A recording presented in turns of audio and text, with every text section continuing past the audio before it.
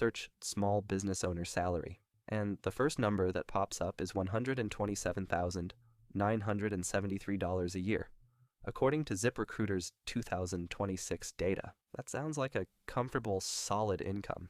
The reward for taking the leap and building something of your own instead of working for someone else. But dig one layer deeper, and a completely different picture emerges. According to PayScale's 2026 data, the median small business owner actually earns closer to $69,000 a year. And according to Fundera's research, 86% of small business owners pay themselves under $100,000, with 30% taking no salary at all, choosing instead to reinvest everything back into the business. So, which number is real? We're going to audit an actual small business, start to finish, revenue to real owner take home, using a specific, common example almost everyone will recognize, a full-service restaurant.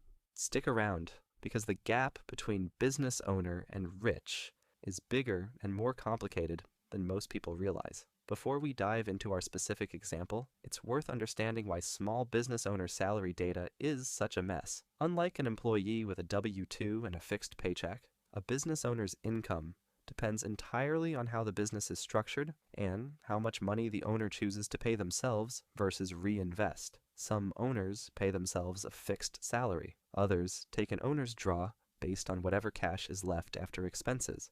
Others reinvest almost everything back into growth and pay themselves very little for years. This is exactly why salary aggregator sites show numbers ranging anywhere from $50,000 to $128,000, depending on the source. They're all measuring slightly different things. To cut through this confusion, we're going to build a real specific example from the ground up.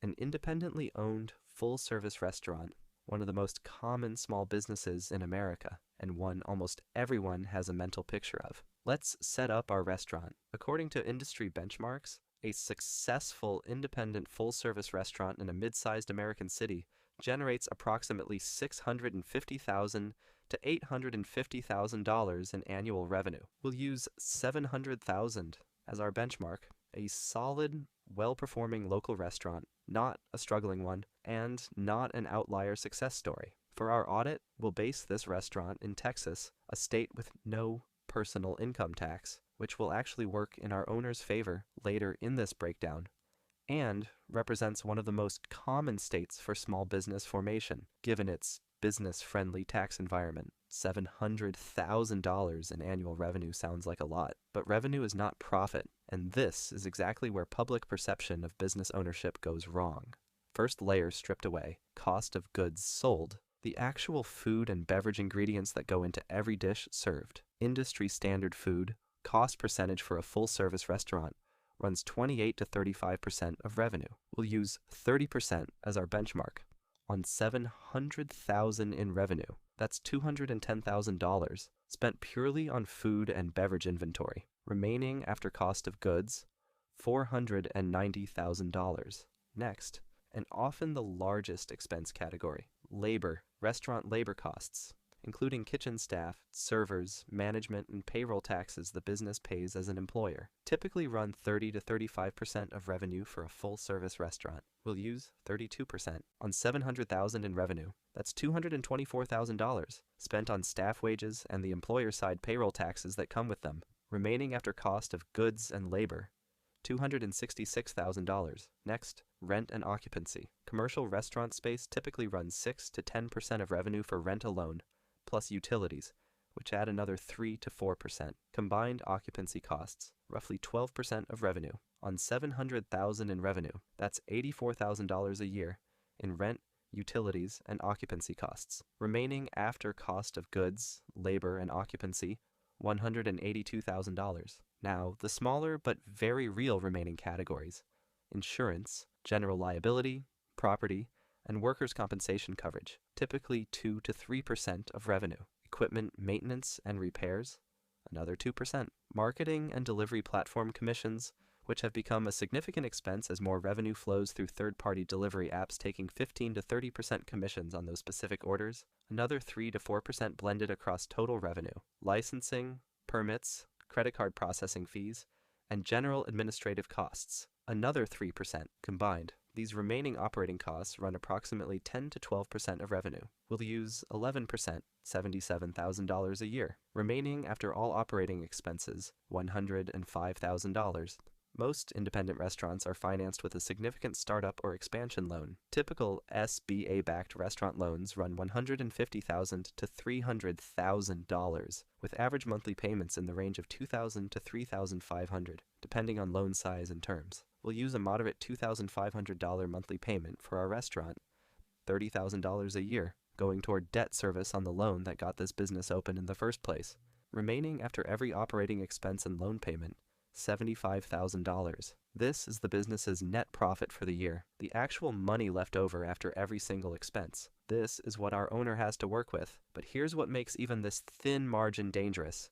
Cash flow timing. Our restaurant might be profitable on paper, but if a corporate catering client pays their invoice 60 days late, while the food supplier, the landlord, and the staff all demand payment today, the owner is personally bridging that gap, often on high-interest credit cards or personal savings. This is exactly why, according to the Small Business Administration, 82% of small business failures are cash flow problems, not profit problems. A business can be completely profitable on paper and still go bankrupt if cash doesn't arrive in time to cover the bills that are due right now. Here's where it gets important to understand the structure. That $75,000 in net profit doesn't automatically become the owner's salary. Many small business owners reinvest a portion of this back into the business. New equipment, expansion, building a cash reserve for slow seasons, which restaurants experience heavily. Let's say our owner, being financially responsible, reinvests 20% of net profit back into the business as a reserve, $15,000, and takes the remaining $60,000 as personal owner's draw for the year. This $60,000 figure actually lines up closely with the median small business owner income we cited at the start of this video, proving that number wasn't fictional. It's a realistic reflection of what a genuinely successful established small business actually generates for its owner. Now, let's audit what happens to this owner's personal $60,000. Unlike a W-2 employee, a small business owner operating as a sole proprietor or through a pass-through entity owes self-employment tax, the full 15.3% Social Security and Medicare burden, since there's no employer splitting this cost. On $60,000 in owner's draw, that's approximately $9,180 in self-employment tax. Remaining after self-employment tax, approximately $50,820.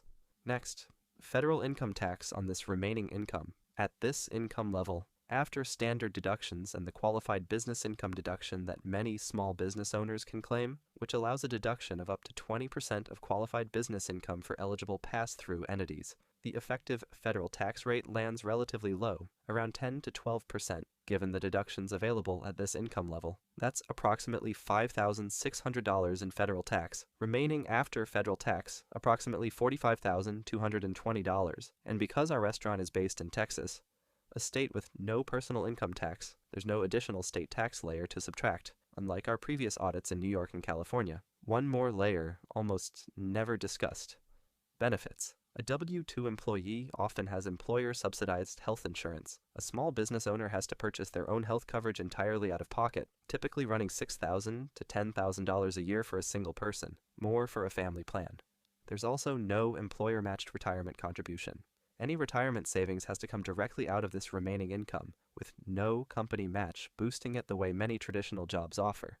Using a moderate $7,000 a year for health insurance, our owner is left with approximately $38,220 in genuinely discretionary personal income for the year. So here's the final audit. From $700,000 in business revenue, a number that sounds like serious success, after cost of goods, labor, rent, operating costs, loan payments, reinvestment, self-employment tax, and health insurance, our restaurant owner personally keeps approximately $38,220 for the year. Let that sink in. This is someone who typically works 55 to 70 hours a week. Let's do the hourly math. At 60 hours a week, 50 weeks a year, which is conservative for a restaurant owner, that's 3,000 hours of work. $38,220 divided by 3,000 hours is $12.74 an hour, below minimum wage in many states. And this person carries all the financial risk of the business, has no unemployment insurance safety net if the business fails, and has personally guaranteed the business loan with their own assets. If the restaurant goes under, They don't just lose their job, they lose their house. So why do people still take this risk? Ownership itself, building something, having full control, and the possibility that this restaurant becomes 2 locations, then 5, then a real business asset worth selling one day. That long-term equity value is the real upside small business ownership offers, that a salary never can. But as this audit shows, that upside rarely shows up as impressive take-home income in the early years, and often, even in the established years. The restaurant you're eating at this weekend, the owner might be making less per hour than the server bringing you your food. So next time, $127,973 small business owner salary shows up in a headline, remember what's actually happening underneath a real business's numbers. Or better yet, next time you see a social media guru telling you to quit your job and start a business to get rich, remember the empty cash register, the 60-hour weeks, and the $12.74 an hour. Next time, we're auditing what it really costs and really pays to be a police officer. Subscribe so you don't miss it.